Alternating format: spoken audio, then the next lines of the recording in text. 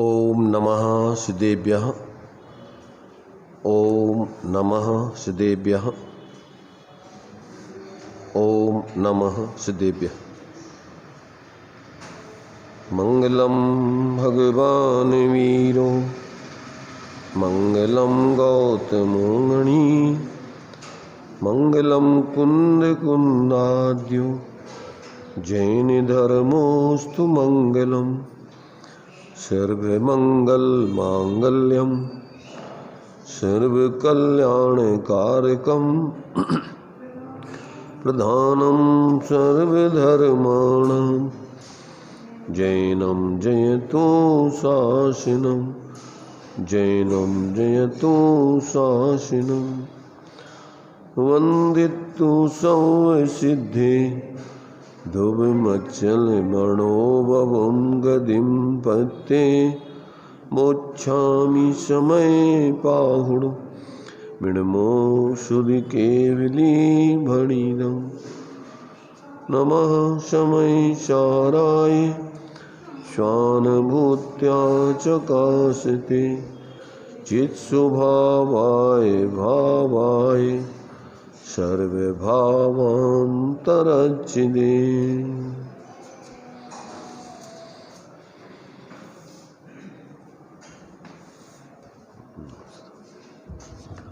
समय सार जी का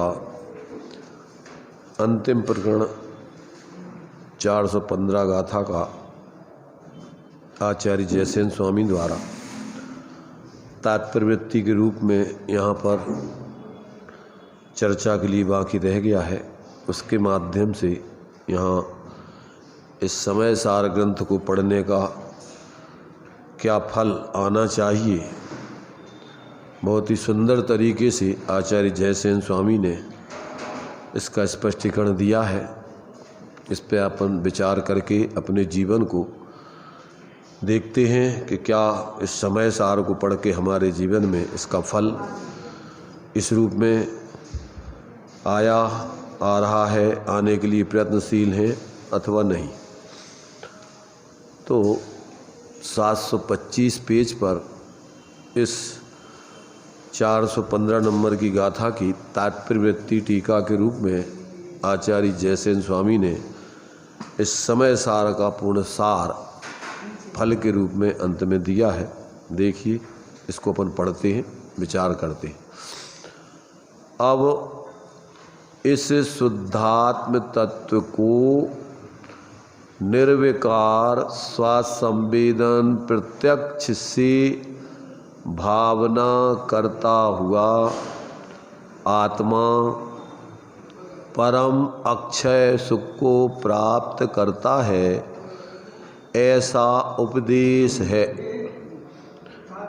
श्री कुंद कुंद आचार्य देव समय सार ग्रंथ को समाप्त करते हुए उस समय सार ग्रंथ के पढ़ने का फल दिखाते हैं।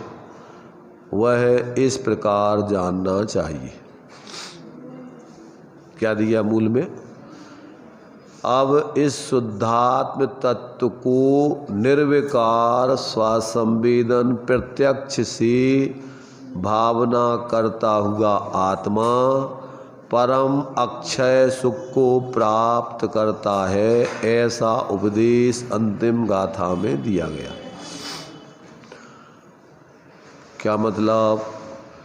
चूँकि आचार्य कुंद कुंद देव ने इस ग्रंथ के पूर्व में प्रतिज्ञा की थी कि हम तुम्हारे लिए उस एकत्व भक्त शुद्धात्म तत्व को दिखलाएंगे जिस शुद्धात्म तत्व के विस्मरण से ये जीव अनादिकाल से चतुर्गति संसार का पात्र बना हुआ है, और उस शुद्धात्म तत्व को जानकर मानकर अनुभव करके ये जीव इस चतुर्गति दुखों से बचकर ऐसे परम आत्मिक अक्षय सुख को प्राप्त कर लेता है।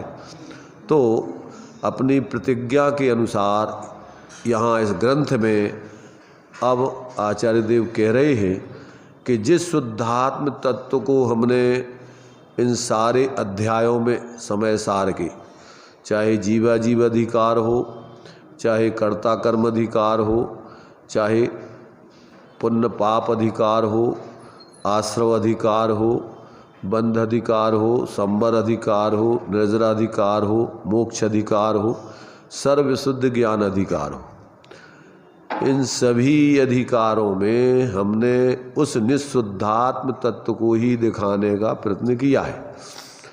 मुख्य रूप से 9 तत्वों में, मूल में तो जनागम का सार 9 तत्वों में विद्यमान है। सब 9 तत्व रूप ही है। इन 9 तत्वों में से अपन को अपने उस एकत्व भक्त आत्मा को देख करके, अनुभव करके, उसके आश्रय से जीवन जीने लग जाना, यही सारे जनागम का सार है। तो यहाँ कहते हैं वो निःशुद्धात्म तत्व पर्याय पर्याय में संयोगों के साथ में रहते हुए अपने उस एक रूप पने को, शुद्धात्म पने को, अपने द्रव्य पने को नहीं छोड़ता है। सब में जाकर के भी वो अपने एक रूप पने को धारण किए ही रहता है। तो जब ये जीव ऐसे उस सब 9 में, उस 9 से पृथक अपने उस एकत्व भक्त आत्मा को ऐसा शुद्ध निर्विकार स्वसंवेदन ज्ञान से प्रत्यक्ष करके, अभी अपन ने 246वें नंबर का कलश पढ़ा था कि अंत में आत्मा को ज्ञान मात्र सिद्ध किया। आत्मा क्या है? ज्ञान मात्र सिद्ध होता है। तो ऐसे उस ज्ञान मात्र आत्मा को लक्षित करके और अपने ज्ञान में ही अंतर में स्वासंवेदन से प्रत्यक्ष करके, और जब ये जीव उस आत्मा की अनुभूति कर लेता है, उसकी प्रसिद्धि कर लेता है, ज्ञान से लक्षित और स्वानुभव से प्रत्यक्ष करके, सिद्धि और प्रसिद्धि, ज्ञान से तो इसकी सिद्धि होती है और स्वानुभव से प्रसिद्धि होती। बिना स्वानुभव के आत्मा की प्रसिद्धि नहीं होती, अपने ज्ञान में उसकी अनुभूति नहीं होती, प्रकटता नहीं होती। तो यहाँ कहते हैं कि अब उस शुद्धात्म तत्व को निर्विकार स्वसंवेदन प्रत्यक्ष से भावना करता हुआ आत्मा, माने प्रत्येक आत्मा, सभी आत्माओं का है। यहाँ तो सामान्य से लिखा कि जो आत्मा ऐसा कर लेता है वो परम अक्षय सुख को प्राप्त करता है।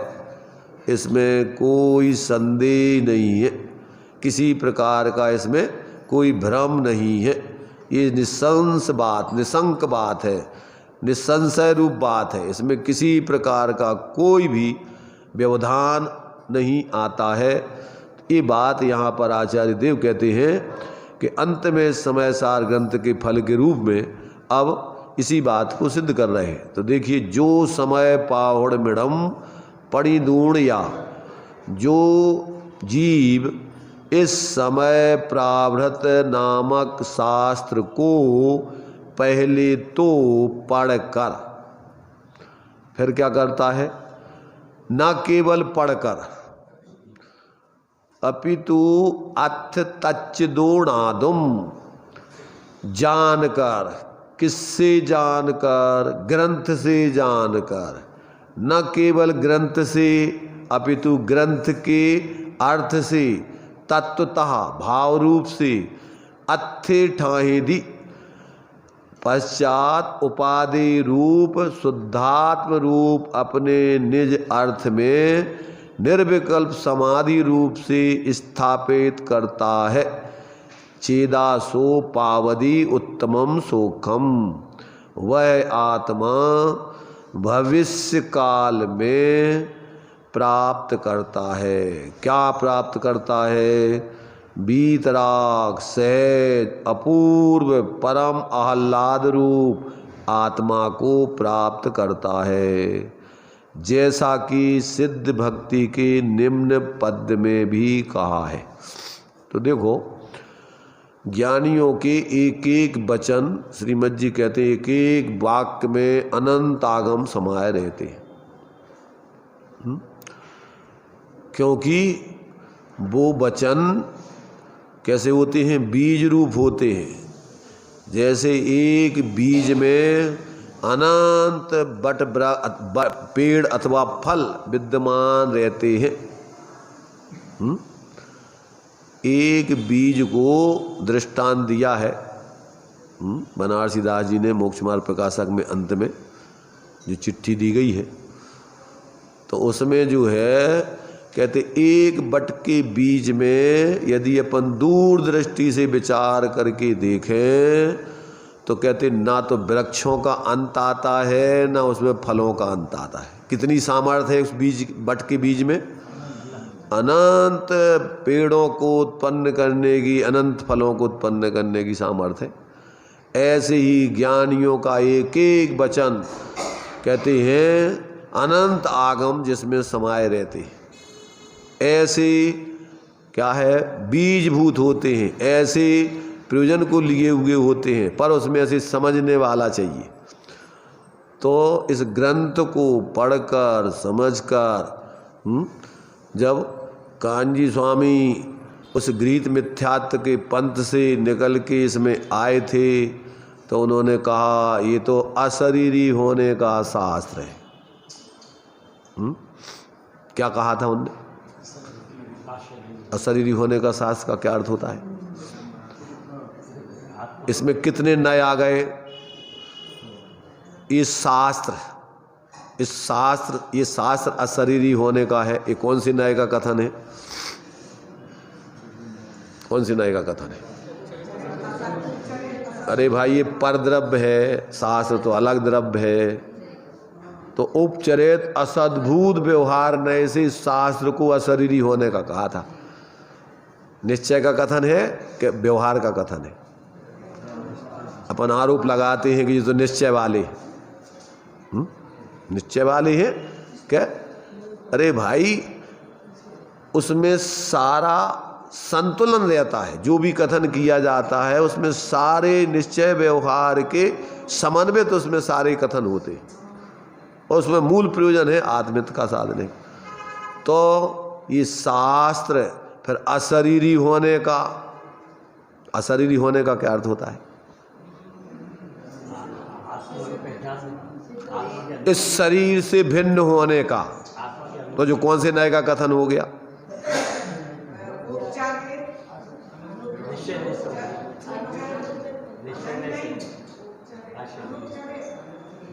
जल्दी मत करो, थोड़ा शांति से गंभीरता से विचार करो। कहीं जाना नहीं है, अपन को समझ करके जीना है।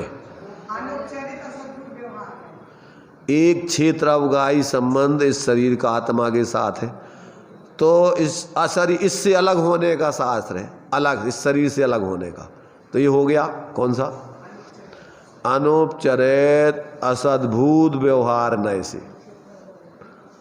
और जब इस शरीर से अलग होने अशरीरी होने का कह रहे, तो अशरीरी में 3 प्रकार के शरीर बताए हैं। ज्ञान शरीरी, त्रिविध कर्म, तो द्रव्य कर्म, भाव कर्म, नु कर्म रूप 3 प्रकार के बाहर के, इनसे पृथक होकर के ज्ञान शरीरी, अशरीरी माने ज्ञान शरीरी।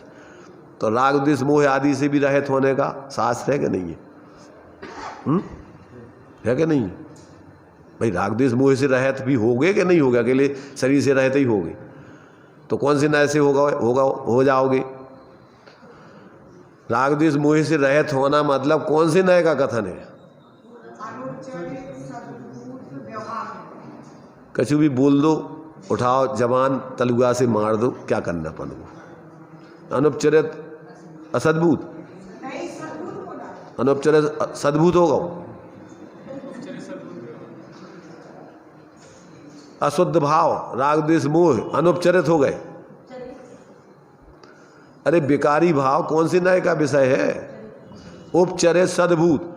रागादिक भाव आत्मा का स्वभाव नहीं है, पर है आत्मा की पर्याय में, इसलिए सद्भूत, इसलिए उपचरित सद्भूत व्यवहार नए का कथन। और अशरीरी माने सिद्ध दशा पाने का, ये कौन से नए का कथन है? अनुपचरित सद्भूत व्यवहार नए। और अब किसके आश्रय से होंगी ये चारों दशाएं प्रकट होंगी? माने ये शास्त्र, ये शरीर, ये रागादिक और फिर बीच में शुद्ध दशा प्रकट करना। तो 4 नए पर जिस शुद्धात्म तत्व को यहाँ बताया है वो कौन सी नए का विषय है? ये परम शुद्ध निश्चय नए का विषय है। और जब उसका आश्रय ये कह रहे हैं ना, शुद्धात्म तत्व को निर्विकल्प स्वसंवेदन प्रत्यक्ष से भावना करता हुआ आत्मा परम अक्षय सुख को प्राप्त करता है। तो यहाँ पर ये दिया आगे अपन ने पढ़ा ना कि अत्थे ठाहिदी पश्चात उपादेय रूप शुद्धात्म रूप अर्थ में निर्विकल्प समाधि रूप से स्थापित करता है। तो निर्विकल्प समाधि माने अभेद दृष्टि से वो परिणति आत्मा में तन्मय होकर के लीन होगी। ये क्या हो गया? ये प्रमाण विषय। प्रमाण की दृष्टि से क्या है? आत्मा और आत्मा की परिणति अभेद रूप से कैसी हो जाएगी?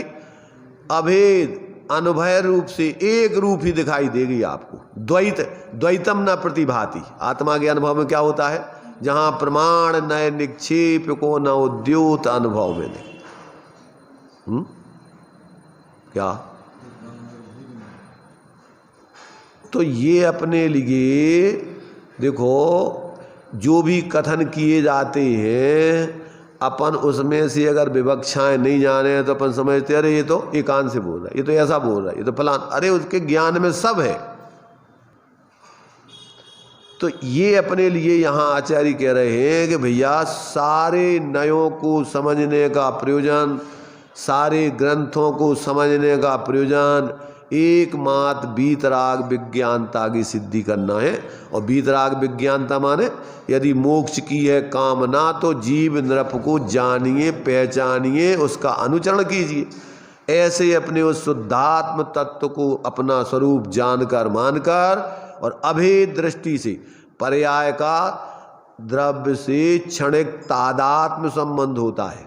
गुणों का क्या है? त्रिकाल तादात्म्य संबंध है। गुण कैसे रहते हैं आत्मा में? त्रिकाल रहते हैं। और पर्याय क्षणिक पर कैसी रहती हैं? भिन्न के अभिन्न। उनका क्षणिक तादात्म्य संबंध होता है।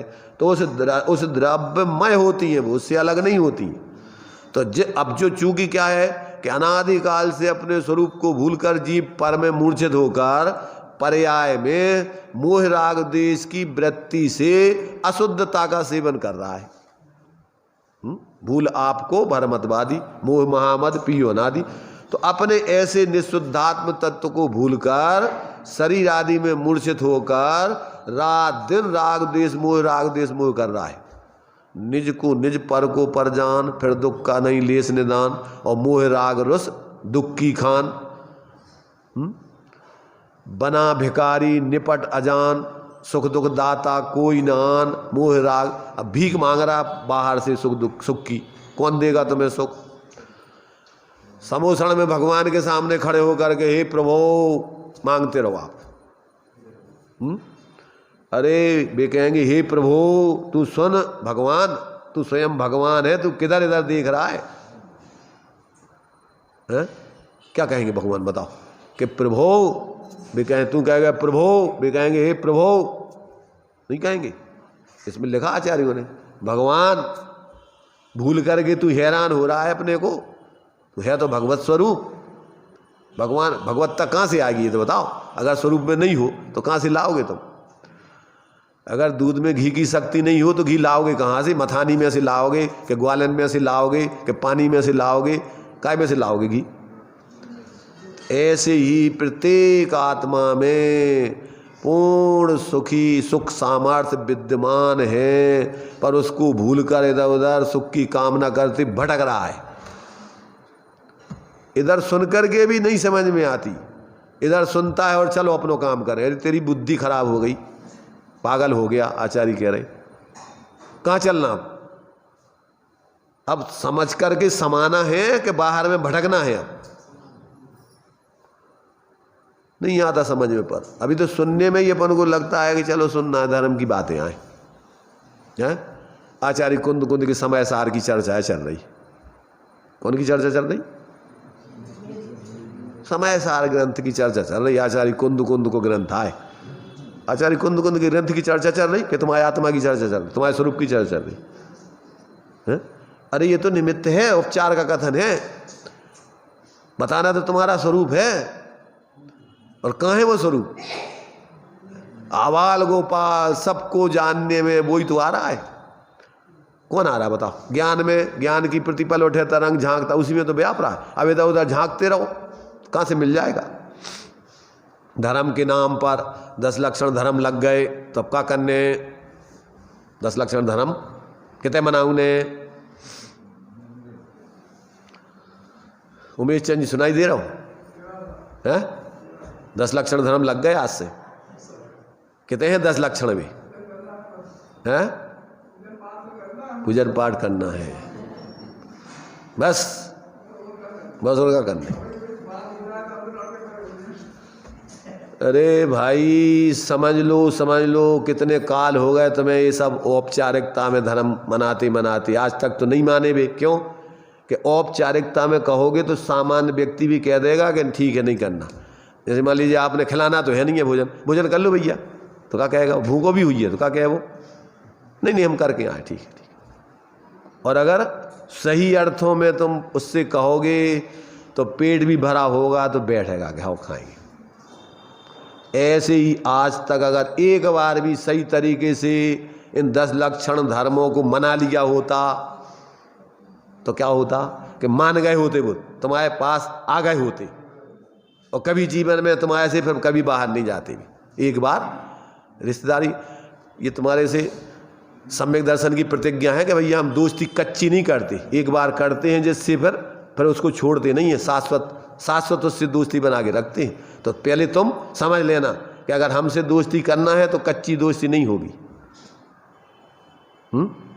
ऐसे 10 लक्षण धर्मों की प्रतिज्ञा है कि एक बार अगर तुमने सच्चे अर्थों में हमें मना लिया और हमारे अपने लिए अपने जीवन में तुमने हमसे दोस्ती कर ली, तो भी कहते हम तुम्हारे लिए फिर तुम्हारे लिए बाहर में भटकने नहीं देंगे। पर आज तक हमने अपने काल्पनिक रूप से 10 लक्षण धर्म के क्या है पूजन की, अकेली मात्र उनको मनाते रहे, साल में 3 बार आते, पर अपन एक औपचारिकता में, व्यवहारिकता में एक मान्यताएं बना रखी हैं। 10 लक्षण धर्म आए तो काका करने खाका बना रखा है। अरे भाई जहाँ जिस शुद्धात्म तत्व के अवलंबन से भी लक्षण 10 लक्षण है भी, 10 धर्म नहीं है। धर्म तो एक ही है, चारित्रम खलु धम्म। जब चारित्र नाम का धर्म प्रकट होता है तो 10 प्रकार के अधर्म दूर हो जाते हैं। धर्म तो एक ही आउत है, उपचार से अपन 10 धर्म कह रहे उसको, व्यवहार से परमार्थ से तो एक ही धर्म है, चारित्रम खलु धम्म, स्वरूपावलंबन वाला। कब आएगा समझ में? आचार्य कह रहे भैया बहुत समय हो गो, अब तो जाग जाओ, चेत जाओ, और अगर नहीं चेतोगे तो हम क्या करेंगे? तुम्हारी होनहार का विचार के हम तो अपनी समता का आनंद भोगेंगे, अपनी साधना करेंगे, हमें ज़्यादा विकल्प नहीं आएंगे कि अब तुम आओ ऐसा हो कुछ नहीं बोलेंगे तुम। इसलिए ज्ञानियों को थोड़ा अंदर में अनुराग आता है निचली भूमिका में। छठम सप्तम गुणस्थान की भूमिका में झूलने वाले अंतर्मुहूर्त में अंदर चले जाते हैं, विकल्प में आते हैं तो फिर आता है भाव कि भाई ये सब लोग समझें इसको। ये ग्रंथ लिखे जाते हैं, निर्ग्रंथ हो जाते हैं इन विकल्पों को छोड़ के। ये जो ग्रंथ लिखे गए ये परिग्रह था, उनको संजुलन कसाय के परिग्रह में लिखे गए ये ग्रंथ, और वो निर्ग्रंथ इन विकल्पों को छोड़ के अंदर में अपने उस एकत्व भक्तात्मा में जा करके अतीन्द्रिय आनंद भोगते। तो यहाँ आचार्य कह रहे कि भैया कि जो जीव इस समय प्राभर्त नामक शास्त्र को पहले तो पढ़े। पढ़ने का अर्थ क्या होता है? पढ़ना क्या होता है? कहाँ पढ़ना? देखो, जो अपन देखते हैं, अपन कहते भैया बच्चे को पढ़ाना है हमें, तो कहाँ पढ़ाना है? जो उसको जानकार होते उस विद्या के, जो अपन को पढ़ाई कराना है, जिस विषय का ज्ञान कराना है, तो उसके वहाँ भेजते अपन उसको। तो ऐसे कहाँ पढ़ना है इसको? कि जो ऐसे अपने लिए उस शुद्धात्म तत्व को अनुभव करने वाले ज्ञानी हैं, उनके सानिध्य में रह करके पढ़ना समय सार ग्रंथ को। कहाँ पढ़ना भाई? बच्चों के स्कूल में ट्यूटर के पास जो भी उसका जानकार होता वहीं तो भेजते पढ़ने को। तो ऐसे ही अपन को इस समय सार ग्रंथ को पढ़ना, कहते तो पहले तो इस समय प्रावर्त नामक शास्त्र को पहले तो पढ़कर, न केवल पढ़कर, काय के लिए पढ़ना है, अपितु अर्थ और तत्व तच्चिदोनादुम, इस शब्द से अर्थ को, अर्थ से भाव को क्या करना। शास्त्र शब्द है, फिर इसमें से अपन को अर्थ, तीन नए होते हैं, शब्द नए, अर्थ नए, ज्ञान नए। तो शब्दों को केवल न अकेले पढ़कर नहीं, फिर इसमें से जिस अर्थ को बताने के लिए ये लिखे गए हैं और उसमें से जिस भाव को जीवन में प्रकट कराना है, ऐसे अपन उसको उस द्रव्य गुण पर्याय अर्थ कहलाते हैं। और फिर उसमें से अपना भाव प्रयोजन साधने के लिए उस द्रव्य गुण पर्याय में से पर द्रव्य गुण पर्याय को अलग करके अपने द्रव्य गुण पर्याय के पहले भेदों से वस्तु को समझकर फिर अभेद उसको उनको अभेद करके अखंड वस्तु को अपने ज्ञान में भाव से ग्रहण करना। तत्वार श्रद्धानम सम्यक दर्शनम, तत्व और अर्थ से उसको जानकर फिर अर्थ में स्थित होकर और फिर उसका आनंद लेना ही कह रहे। तो कहते हैं कि ग्रंथ से जानकर, न केवल ग्रंथ से अपितु ग्रंथ के अर्थ से, तत्वतः भाव से, अथे ठाही दी पश्चात उपाधि रूप शुद्धात्म रूप अर्थ में निर्विकल्प समाधि रूप से स्थापित करता है। किसे करता है स्थापित? अपने को। किसको स्थापित करता है? अपने ही उपयोग को भटकते हुए इधर उधर उपयोग को अपने ही अर्थ में अपने ही उपयोग को स्थापित करता है। तो क्या होता है उससे?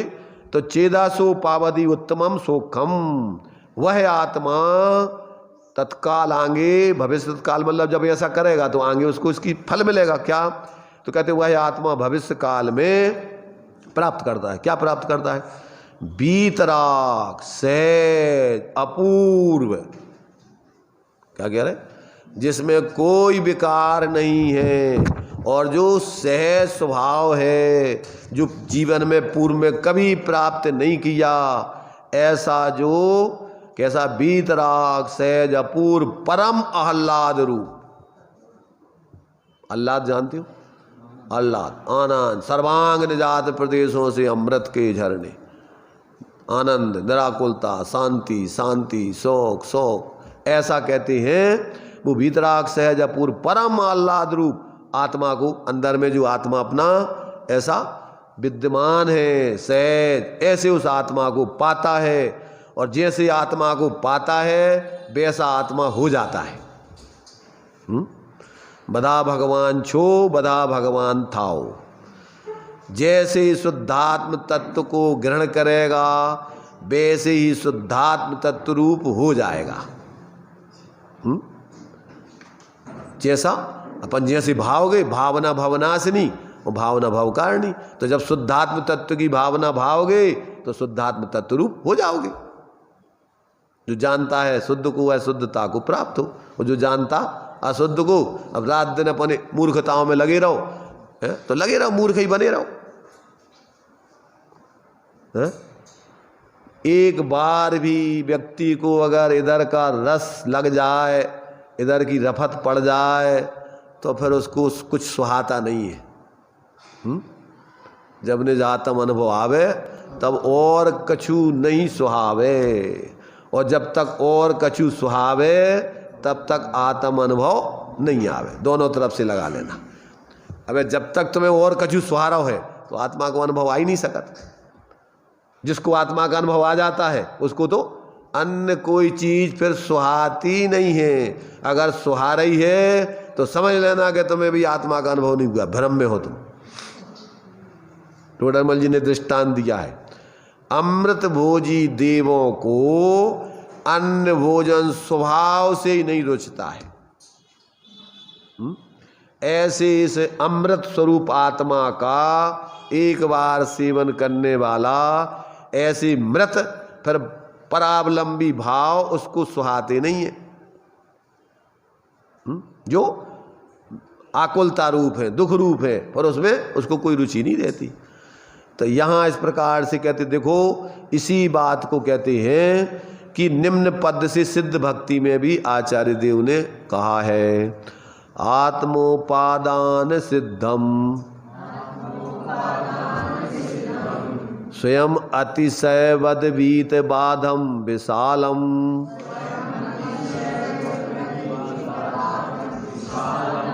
वृद्धि ह्रास व्यपीतम विषय विरहितम निपति द्वंद्वम भावम अन्य द्रव्यानपेक्षम निरुपमम अमितम शाश्वतम सर्वकालम उत्कृष्टानंत सारम परम सुख मतः तस्य सिद्धस्य जातम।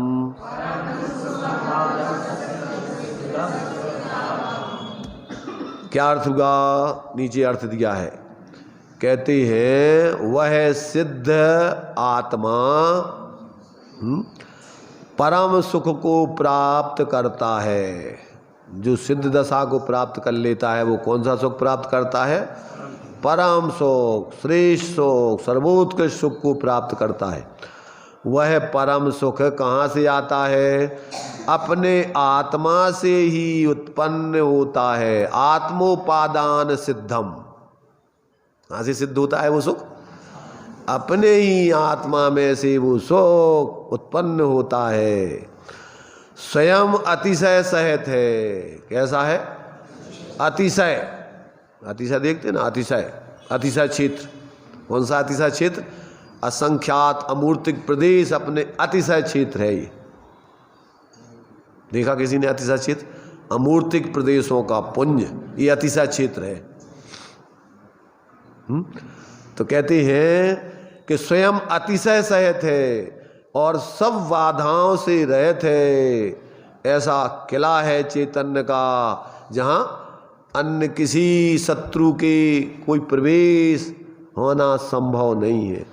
तो ऐसा कहते हैं वो सब बाधाओं से रहित है, विशाल है। कैसा है? विशाल, जिसका कोई सानी नहीं है, दूसरी कोई जिसकी कहते हैं कोई वास्तव में तुलना नहीं की जा सकती। विशाल है अर्थात इससे अच्छा सुख दूसरा कोई नहीं है। और कैसा है? जिसमें हानि वृद्धि घटना बढ़ना नहीं होता है, सदा एक रूप रही है अनंता अनंत काल यथा तथा शिव पर में एक रूप सदा काल रहता है। और जिसमें विषयों की वासना नहीं है। क्या नहीं है? विषयों की वासना से रहित, उसमें कोई विषयों संबंधी किसी प्रकार का उसमें कोई भी विषय नहीं है वहाँ पर। तो कहते विषयों की वासना से रहित और जिसमें कोई प्रतिद्वंदी नहीं हो सकता है, प्रतिद्वंदता के भाव से रहित। अब उसमें तुम्हारा प्रतिद्वंदी कौन हो सकता है? तुम्हारी आत्मा के स्वरूप को ग्रहण तुमने कर लिया, अब तो दूसरा तुम्हारी उस प्रतिस्पर्धा करके उसको पाने के लिए प्रयत्न करे, ऐसी व्यवस्था ही नहीं है। एक अकेला अकेला, प्रत्येक व्यक्ति अकेला अकेला ही उसको भोगता है। उसके लिए कोई दूसरा प्रतिस्पर्धी नहीं है कि उसको पाले इसलिए अपन भैया आप दूसरा नहीं आ पाए यहाँ। तो कहते हैं जो कैसा है कि प्रतिद्वंदता के भाव से रहित है, यानी अपन बोलते निर्द्वंद, तोड़ सकल जग द्वंद फंद।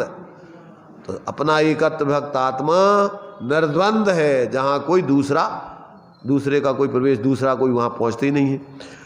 और कैसा है कि अन्य द्रव्यों की अपेक्षा रखने वाला नहीं है, जहाँ अन्य दूसरे की कोई ज़रूरत नहीं पड़ती है। मैं हूँ अपने में स्वयं पूर्ण, स्वतंत्र है ऐसा। और कैसा है? कहते अनुपम, जिससे दूसरे उपमा देने लायक नहीं है कि किसी से उपमा करके बता सको कि ऐसा है? उपमा खाते ना लोग बाग, उपमा क्या खाते? अब जी अनुपम नहीं मिल पा रहा इसलिए उपमा उपम खा रहे, इधर का सब जड़ पदार्थों में मान रहे, उपमा खा रहे हम। तो कहते ये अनुपम है, और जो अनंत है जिसका कभी ना तो भाव से कोई पार पा सकता है ना काल से जिसका कभी अंत आता है, जो अनंत है और शाश्वत है, एक रूप सदा रहने वाला है, सर्वकाल रहने वाला है, और कैसा है, उत्कृष्ट है, इससे श्रेष्ठ दुनिया में कोई वस्तु नहीं है तुम्हारे लिए। ऐसा अनंत सार वाला वो सिद्ध भगवान का सुख है, अपने स्वरूप से प्राप्त होता है प्रत्येक जीव को। ऐसा सुख जब प्राप्त करना हो तो ऐसे बाहर की तरफ से अपनी वृत्ति हटाकर अंतर में ही देखो जानो और वहीं पर रमण करके प्राप्त करो, और तो कोई बाहर में कोई दूसरी व्यवस्था है नहीं उसकी। तो जितने भी सिद्ध हुए हैं आज तक ऐसा ही सुख वो अब अनंत काल तक के लिए भोगते रहते हैं। अनंत हो चुके, अनंत आगे अनंत अनंत होंगे, वर्तमान में हो रहे हैं। ये कभी ये मार्ग कभी रुकने वाला नहीं। अब यहाँ शिष्य पूछता है कि हे भगवान तुमने तो सब कुछ बता दिया, परंतु हमारी समझ में आवे जब है ना। क्या कह रहे शिष्य कि हे भगवान हमें तो ये बताओ कि आपने निरंतर अतीन्द्रिय सुख की जो बात कही है, लेकिन हम लोग तो उसको जानते ही नहीं हैं। आचार्य भगवान कहते हैं कि देखो भैया तुम्हें हम सामान्य दृष्टांत से समझाते हैं, पहले सामान्य ज्ञान कराते। पहले कोई भी देवदत्त नाम का एक पुरुष है, वो पंचेंद्रियों के किसी भोग आदि को नहीं भोग रहा है, स्त्री सेवन आदि पंचेंद्रियों के विषय सुख के व्यापार से रहित अवस्था में बैठा हुआ है, निराकुल चित्त से बैठा हुआ है, कोई व्यक्ति शांति से बैठा हुआ है। अब कहते हैं उससे किसी ने आकर के पूछा कि हे देवदत्त आप ये तो बताओ कि कैसे हो, कैसा स्वास्थ्य आपका, क्या स्वास्थ्य है। तो वो कहता है कि भैया आनंद में है। क्या कहता है, वो आराम से बैठा हुआ है। तो भैया क्या हाल है कि वह आनंद मंगल है। तो कहते वो कहता है सुख से तो है, सुख से तो हो। तब उसने कहा कि हाँ मैं सुख में हूं। तो ये बताओ कि यह सुख है अतीन्द्रिय सुख है कि इंद्रिय जनित सुख है। अब देखो आगे खुलासा कर रहा है। ये कहते वो अतीन्द्रिय सुख है। कहते किस कारण से अतीन्द्रिय सुख है, क्योंकि उस समय वो सांसारिक सुख विषयों के सेवन से पैदा होता है। जो सांसारिक, क्योंकि सांसारिक सुख तो विषयों के सेवन से पैदा होता है, और यहाँ वह पंचेंद्रियों के विषयों के व्यापार का उसके अभाव होने पर भी जो सुख दिखाई दे रहा है वह सामान्य से अतीन्द्रिय सुख प्राप्त होता है। अब ध्यान रखना, सामान्य से अतीन्द्रिय सुख प्राप्त होता है। जैसे सामान्य से सभी जीवों को आत्मा की अनुभूति हो रही है, आबाल गोपाल सबको काय की अनुभूति हो रही, पर सामान्य से, विशेष रूप से नहीं। आबाल गोपाल सबको काय का अनुभव हो रहा है, आत्मा का अनुभव हो ही रहा है, पर कहते हैं विशेष रूप से नहीं होने से वो अनुभव होने पर भी अनुभव नहीं हो रहा है।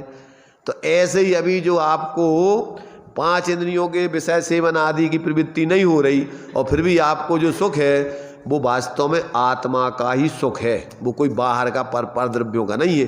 परंतु तुम्हें ना तो आत्मा की खबर है, इसलिए तुम्हें तो भ्रम है कि जैसे अपने लिए अब मकान बन गया है, अब अपन को बाहर से कोई और चीज़ों की सब चीज़ें हमें मिल गई हैं, इसलिए हम अब सुखी हो गए। तुम्हें कैसे लग रहा वो सुख, जैसे देखो किसी के मकान नहीं हो अथवा और कोई चीज़ें नहीं हो और वो सब चीज़ें मिल जाएं, तो अब वो सोचता है अब भैया अपन सुखी हो गए। तो कैसे सुखी हो गए, मकान मिलने से, चीज़ें मिल जाने से, बच्चे की शादी आदि हो जाने से, अच्छी बहू मिल जाने से, इससे सुखी हो गए तुम। कैसे हुए सुखी, जो तुम्हें कल्पना मोह की थी कि जो हो जाए जो हो जाए जो हो जाए जो हो जाए, और अब विकल्प तुम्हारे खत्म हो गए, और अब तुम अपने सहज स्वभाव में स्थित हो गए। तुम्हें पता नहीं है सहज स्वभाव का, अब तुम्हारे विकल्प टूट गए। तो अब जो शांति आ रही है वो शांति तो तुम्हारा स्वभाव है, आत्मा का स्वभाव है ना शांति। तो वो शांति काय की है, पर तुम्हें काय को भ्रम है कि मकान बन जाने से हम सुखी हो गए, ऐसी बच्चों की अच्छी शादी हो जाने से सुखी हो गए, यही भ्रम है तुम्हें। इसलिए सामान्य से कह रहे, अब देखो विशेष रूप से बता रहे। तो कहते वो सामान्य से तो आत्मा का जैसे सभी जीवों को ज्ञान में आत्मा आ ही रहा है, क्योंकि ज्ञान में गुण पर्यायों में द्रव्य व्याप्ता है, अन्य द्रव्य व्याप्त ही नहीं है। इसलिए तुम्हें जो भी शांति आदि मिलती है वो आत्मा इसके अलावा बाहर से आ ही नहीं सकती। तुम्हारी शांति कहाँ से आती शांति बताओ? इतने बैठे अपन, अभी अपन को थोड़ी निराकुलता तो बताओ, इधर मंदिर में ऐसे मिल रही, शास्त्र में ऐसे मिल रही कि तुम अभी मोह नहीं करके अपने स्वभाव में स्थित हो, इसलिए तुम्हें शांति मिल रही। बताओ, अभी तुम स्वभाव में स्थित हो। देखो वैसे तो प्रत्येक जीव अपने स्वभाव में ही स्थित रहता है, स्वभाव को छोड़ के बाहर जा ही नहीं सकता पर उसको क्या है? भ्रम है, भ्रम रोग है उसको। कौन सा रोग है? जीवों को मात्र भ्रम, आत्मा स्वयं आत्मा रूप ही रहता है, रहा है, रहेगा, अन्य रूप कभी हुआ ही नहीं, हो सकता नहीं।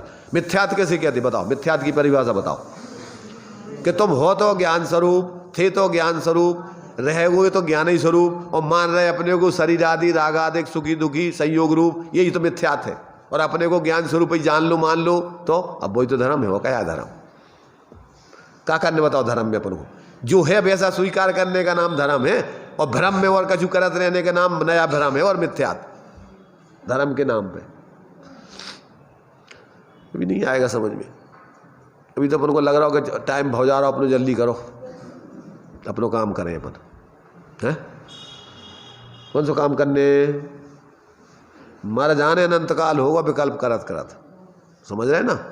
और अगर आप ऐसे सहज निर्विकल्प स्वरूप की दृष्टि नहीं करोगे, उसकी स्थिरता नहीं करोगे, हैं? दंसण मूलो धम्मो और चारित्रम खलु धम्मो। और चारित्र की परिभाषा क्या है? मोह खो बीणो परिणाम हुआ अपनो समूह। मोह छो मिथ्यात से और कसायों से रहित अपना ही आत्माश्रित परिणाम, ये धर्म है, चारित्र है। चारित्रम खलु धम्मो, धम्मो जो सो क्या धर्म का है? समोति निर्दिष्टो, समता रूप है। गाथाएं याद आती है अपन को, गाथाओं में जिसकी गाथा गाई जा रही है वो नहीं दिखाई देता अपन को। तो चारित्रम खलु धम्मो, धम्मो जो सो समोति निर्दिष्टो, वो समता रूप कहा गया है वो धर्म। और वो समता क्या है? मोह खो विहीणो, मोह माने मिथ्या, क्षोभ माने राग देश से, विहीन माने रहित, अपनो ही परिणामो समो, आत्मा का ही शांत परिणाम है, इसका नाम धर्म है। और बाकी सब भ्रम है। तो क्या कह रहे आचार्य देव कि भैया देखो, सामान्य रूप से तुम्हें जो शांति मिल रही वो तुम्हारे स्वभाव की है, बाहर की नहीं है। तुम्हें भ्रम है, तुम्हें पता नहीं है कि कहाँ से आ रही, इसलिए तुम्हें अन्य मान रहे। तो सामान्य रूप से अतीन्द्रिय सुख है वो। पुनः जो 5 इंद्रिय एवं मन जनित समस्त विकल्प समूह से रहित समाधि में स्थित परम योगियों के विशेष रूप से जो स्वासंवेदन गम्य अतीन्द्रिय सुख है, और जो मुक्त आत्माओं का अतीन्द्रिय सुख है, वह अनुमान गम्य तथा आगम गम्य। क्या कहा? जो योगी लोग होते ना, जब अपने यो चिंत निज में थिर भय तिन अकथ जो आनंद लयो, सो इंद्र नाग नरेंद्र अहिमेंद्र के नाही कहो, तभी शुक्ल ध्यानाग्नि कर चौघाति विधि कानंद हयो, लखो केवल ज्ञान शिव लोक को शिव मक कहो, भवि लोक को शिव मक कहो। तो अब वो कहते हैं जो योगियों को अतीन्द्रिय आनंद आता है, अभी तुम्हें उन योगियों का स्वरूप समझ में नहीं आ रहा है, और जो सिद्धों को सुखा रहा है वो समझ में नहीं आ रहा है, पर अनुमान से आप वे 5 देखो उनका अनुमान करके तुम्हें पहले सिद्ध कर रहे हैं। और आगम से तो यही बात, वह अनुमान गम्य तथा आगम गम्य है। उसका खुलासा ऐसा है, मुक्त जीवों के इंद्रियों के विषयों में व्यापार का अभाव होने पर भी अतीन्द्रिय सुख उनको प्राप्त होता है, यह पक्ष है। न्याय से सिद्ध कर रहे हैं कि भगवान सिद्ध भगवान का कौन सा सुख भोग रहे? अतीन्द्रिय सुख भोग रहे। क्यों? कि उनके बाहर से तो कोई ना शरीर है, ना 5 इंद्रियों के विषय आदि का सेवन है।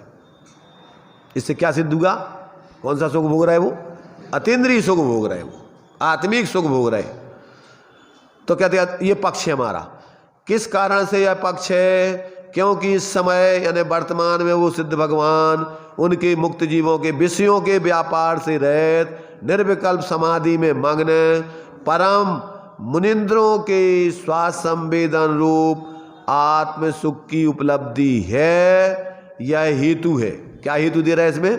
कि जैसे निर्विकल्प समाधि में लीन परम अपने स्वरूप में मग्न, ऐसे जो मुनियों के नाथ इंद्र मुनिंद्र होते हैं, श्रेष्ठ मुनिराज आदि होते हैं, वे स्वास्थ्य संवेदन रूप आत्म सुख की उपलब्धि करते हैं। ये हेतु दे रहे हैं हम कि जैसे वे करते हैं ऐसे ही सिद्ध भगवान भी अतीन्द्रिय आत्मिक सुख भोग रहे हैं। ये हेतु है। इस प्रकार पक्ष और हेतु दोनों अनुमान के अंग हैं, ऐसा जानना चाहिए। आगम में तो सिद्ध भक्ति के 7वें श्लोक में यह बात प्रसिद्ध है ही है कि आत्मोपादान सिद्धम, अभी अपन ने पढ़ा जो इत्यादि वचन है। इसलिए अतीन्द्रिय सुख में संदेह नहीं करना चाहिए। किन से कह रही है? जिनको अभी सच्चा सुख प्राप्त नहीं हुआ है और सच्चे सुख को प्राप्त करने की कामना है, यदि मोक्ष सुख की है कामना, तो उनके लिए कह रही है कि सिद्ध भगवान ऐसा अनंत सुख भोग रहे, आत्मा से सुख भोग रहे, वो 5 इंद्रिय आदि विषयों से रह सुख भोग रहे हैं। क्यों? कि योगी जो लोग होते हैं वे ऐसा अपने स्वास्थ्य संवेदन ज्ञान से अतीन्द्रिय आत्मा का अनुभव करके परम सुख भोगते हैं। बोलते ना, अपन ने अपने 6 डाला में भी पढ़ा ना कि वे जब अपने स्वरूप यो चिंत निज में थिर भई तेन अकथ जो आनंद लयो सो इंद्र नाग नरेंद्र आर आयमेंद्र की नाही कयो। ऐसा सुख बाहर में किसी भी पुण्य के उदय वाले इंद्र अहमेंद्र आदि चक्रवर्ती आदि किसी को प्राप्त नहीं होता है। तो ये अपने लिए आचार्य देव सिद्ध कर रहे हैं कि देखो भैया, एक बार तो तुम विश्वास लाओ पहले, और तुम अपना अनुभव तो तुम्हें है ही सब संसार को आज तक सुत परिचदान भूदा सब बस भी काम भोग बंद का। अगर तुम्हें इतने सुख मिल रहा हो तो इतने हमारे सुख लेवे के लाने तुम्हारी जरूरत नहीं है। पर इतने अगर तुम्हें सुख नहीं मिलो अभी तक, सुखी नहीं भाई, परेशान हो, तो फिर इधर आ जाओ। जैसे कोई एकमात्र दुकान होवे ना एजेंसी जिसके पास, अब वो क्या भैया जो तमाम माल है ऐसा है और इतने में दे दो, उतने में दे दो, कि देखो भैया और कहूँ तुम्हें मिल जाए सस्ता अच्छा माल तो जाओ ले आओ, घूम आओ, और जब नहीं मिले तो फिर आ जाना लौट के। ऐसे ही चारों तरफ तुम देख लो, कहीं तुम्हें सुख मिल रहा हो कि नहीं, अगर उसे मिल रहा हो तो ले लो, और नहीं मिल रहा हो तो आ जाओ हमारे पास, और फिर हम जो विधि बता रहे उसको अपनाओ, अवश्य तुम्हें सुख की प्राप्ति होगी होगी होगी। आ रहा हो किसी को विश्वास? अबे तो अपन को जो ही नहीं समझ में आ रहा हो कि अब हम सुखी हैं कि दुखी हैं। अबे तो पहले पागल व्यक्ति होता ना। 3 दृष्टांत दिए मिथ्या दृष्टि को। कौन कौन से? मोह नींद में व्यक्ति को पता नहीं पड़ता कि हम क्या कर रहे हैं, और या फिर मोह महामद शराब पीले में भयंकर, तो उसके लिए पता नहीं पड़ता कि वो कहाँ पड़ो क्या कर रहा हो। और सद असद अभिशेषात यद्रक्षोपलब्ध ऋण, पागल व्यक्ति को कुछ पता नहीं रहता कि वो क्या करता। ऐसे ही मिथ्या दृष्टि को तो पहले निर्णय नहीं है कि हम क्या कर रहे, का सुख को आउत का दुख को आउत, हमें क्या करने चाहिए क्या नहीं करने चाहिए। अब है तो बस वो घूम रहा हो पागलपन में। तो पहले तो अभी तुम्हें थोड़ी पागल, देखो ये उपदेश कौन सुनता है पता है तुम्हें? कौन सुनने का अधिकारी है? मोह नींद जब उपसमय तब कछु बने उपाय। थोड़ी तुम्हारी मोह की नींद पागलपन थोड़ा दूर होवे तो दवाई करने की व्यवस्था बन सकती है, तो उपदेश ज्ञानियों का लागू हो सकता है। अब तुम्हारी मोह नींद इतनी जबरदस्त है कि इतने सुनते हो और ऐसे दौड़ते हो जैसे वो जिसके वो दो ना छल्लक धर्मदास जी ने कि सिर में कीड़े पड़ जाते ना जिस कुत्ते के, तो वो कुत्ता कहीं शांति से नहीं बैठता, इधर से उधर भागता फिरता है। ऐसे दौड़े दौड़े आते हैं, दौड़े दौड़े भागते हैं। ऐसे खजिया कुत्तों को, ऐसे जिनके सिर में कीड़े पड़े हैं, मोह की तीव्रता है, ऐसे व्यक्तियों को तो अब हम आचार्य कह रहे हैं हम समझा नहीं पाएंगे। जिनको थोड़ा मोह कम हो गया हो, शांति से आओ, सभ्यत संसारा सारा, या हमें सुख ना ही लगा रहा, भैया इतने हम परेशान हो गए, अब बताओ डॉक्टर साहब से, सब जगह भटक गया हो कि डॉक्टर साहब अब बताओ हम क्या करें दवाई, हमें परेशान है बहुत। अब वो कहे हम जो कहें वो करो, तो ही भर्ती हो जाओ कुछ दिन के लिए, तैयार हो के नहीं हैं? अब कहे हमारे पास टाइम ही नहीं है, तो जाओ फिर।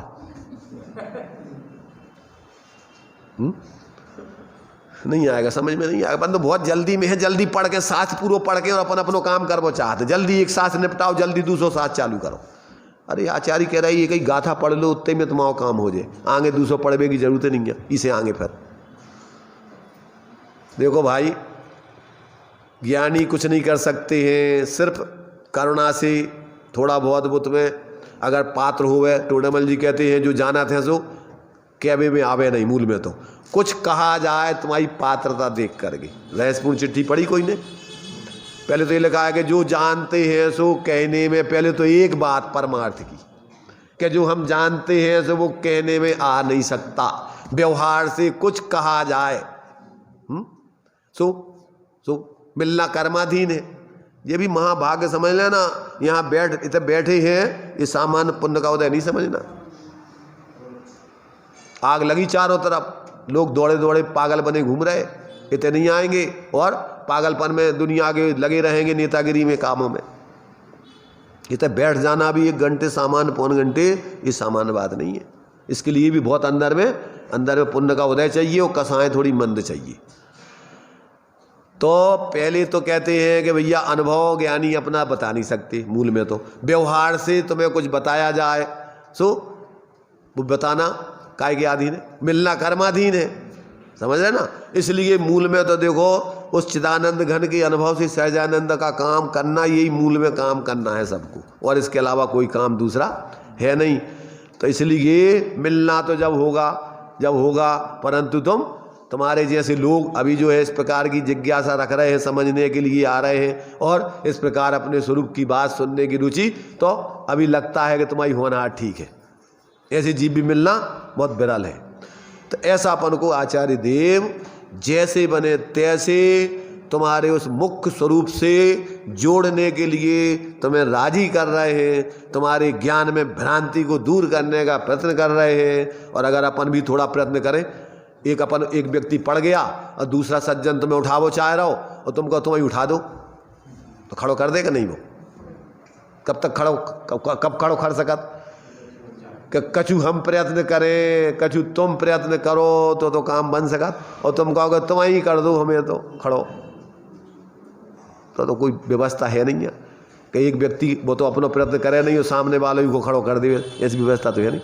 इसलिए सामने वाला तो निमित्त जब बन सकता है कि जब वो व्यक्ति पड़ा हुआ स्वयं उठने के लिए तैयार हो, प्रयत्न करे, तो काम बन सकता है। ऐसा अपन को ये आचार्यों ने वास्तव में बहुत ही अपूर्व कार्य अपने जीवन में किया और अपने लिए भी ऐसे अपूर्व कार्य करने की प्रेरणा दी है। और अपन इस कार्य को समझें, उतना महत्वपूर्ण अपने जीवन में इसको अपना कर एक बार देखें, फिर इसके अलावा कहने की ज़रूरत नहीं पड़ेगी।